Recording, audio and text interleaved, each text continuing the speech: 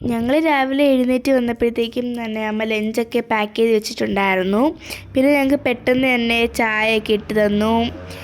ഈ ലഞ്ച് ആദ്യം ചെയ്തതിൻ്റെ കാരണം എന്താണെന്ന് വെച്ചിട്ടുണ്ടെങ്കിൽ, ഇൻ കേസ് നമ്മൾ ബ്രേക്ക്ഫാസ്റ്റൊക്കെ റെഡി ആവാൻ താമസിച്ചിട്ടുണ്ടെങ്കിൽ ഞങ്ങൾക്ക് ചോറോ കഞ്ഞി കഴിച്ചിട്ട് പോവാമല്ലോ. അതുകൊണ്ടാണ് ലഞ്ച് ആദ്യവും ബ്രേക്ക്ഫാസ്റ്റ് അവസാനം. ഞങ്ങൾക്കിന്ന് ബ്രേക്ക്ഫാസ്റ്റ് ആയിട്ടുണ്ടായിരുന്നത് ഇടിയപ്പവും മുട്ടക്കറിയാണ്.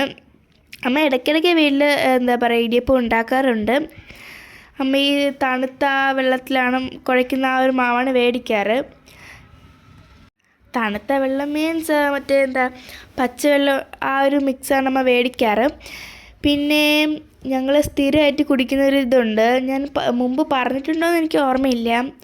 ബീട്രൂട്ടും ക്യാരറ്റും നെല്ലിക്കയൊക്കെ ഇട്ടിട്ടുണ്ടായിരുന്ന ഉള്ളൊരു ജ്യൂസ് കുടിക്കാറുണ്ട്. സ്ഥിരമായിട്ട് ഞങ്ങൾ കുടിക്കാറുണ്ട്.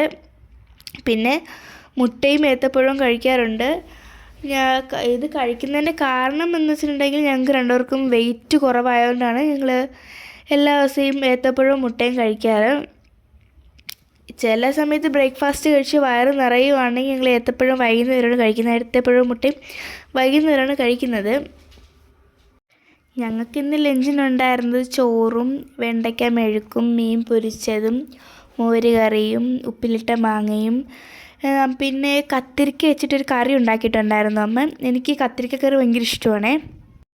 അങ്ങനെ ബ്രേക്ക്ഫാസ്റ്റൊക്കെ കഴിഞ്ഞ് ഞാൻ ഇംഗ്ലീഷ് കുറച്ചെടുത്ത് വായിച്ചിട്ടുണ്ടായിരുന്നു. കാരണം ഞങ്ങൾക്കിന്ന് ഇംഗ്ലീഷ് എക്സാമാണ്. എനിക്ക് ഇംഗ്ലീഷൊക്കെ കുഴപ്പമില്ല, പക്ഷേ ആ ഗ്രാമറിൻ്റെ ആ ഒരു പാർട്ട് വരുമ്പോൾ മാത്രം ഇച്ചിരി പാടായിട്ട് തോന്നുന്നത്. ഞാൻ എക്സാം കുഴപ്പമില്ലായിരുന്നു. എക്സാം എപ്പോഴും എല്ലാ വർഷവും ഇങ്ങനെയാണ് പറയുന്നത്, പക്ഷേ മാർക്ക് വരുമ്പോൾ പ്രതീക്ഷിച്ച അത്ര മാർക്ക് കിട്ടാറില്ല. അതേപോലെ തന്നെ മാത്സ് എല്ലാ ദിവസവും വന്ന് ഞാൻ മാത്സ് വർക്കൗട്ടൊക്കെ ചെയ്യാറുണ്ട്. പക്ഷേ മാർക്ക് വരുമ്പോൾ ഭയങ്കര കുറവാണ് മാത്സിന്, പ്രത്യേകിച്ച് മാത്സിന്. അമ്മ എപ്പോഴും പറയും കുറച്ചുകൂടി ഹാർഡ് വർക്ക് ചെയ്തിട്ടുണ്ടെങ്കിൽ കുറച്ചുകൂടി മാർക്ക് കൂട്ടി മേടിക്കാം എന്ന് പറയാറുണ്ട്. പിന്നെ ഞാൻ ട്യൂഷനൊന്നും പോവാറില്ല അപ്പോൾ അമ്മ പറഞ്ഞു വേണമെങ്കിൽ അടുത്ത വർഷം മാത്സിന് വേണ്ടിയിട്ട് സെപ്പറേറ്റ് ട്യൂഷന് വിടാം. എനിക്കങ്ങനെ ട്യൂഷനൊന്നും അത്ര താല്പര്യം ഒന്നുമില്ല.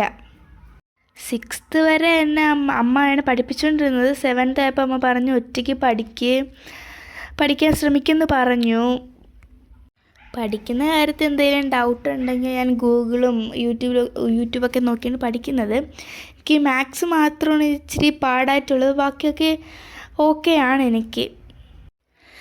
നാളെ മലയാളം എക്സാമാണ്. പഠിച്ചൊക്കെ കഴിഞ്ഞു. ഇനി പദ്യം മാത്രം പഠിച്ചാൽ മതി, ഓഥറിൻ്റെ പേരൊക്കെ മാത്രം പഠിച്ചാൽ മതി. പിന്നെ സ്കൂളിൽ വിട്ട് വന്നിട്ട് അമ്മയ്ക്കുള്ള ചായയും ഇട്ടു, മീൻകറിയും വെച്ചു. ഇപ്പോൾ നിങ്ങൾ വിചാരിക്കും വീട്ടിലെ ജോലിയൊക്കെ ഞാനാണ് ചെയ്യുന്നത്, പക്ഷേ അല്ല, അമ്മയ്ക്ക് വയ്യാത്തത് കൊണ്ടാണ് ഞാൻ ഇതൊക്കെ ചെയ്യുന്നത്. പിന്നെ ഞാൻ അതൊക്കെ കണ്ട് പോയിരുന്നു പഠിച്ചു.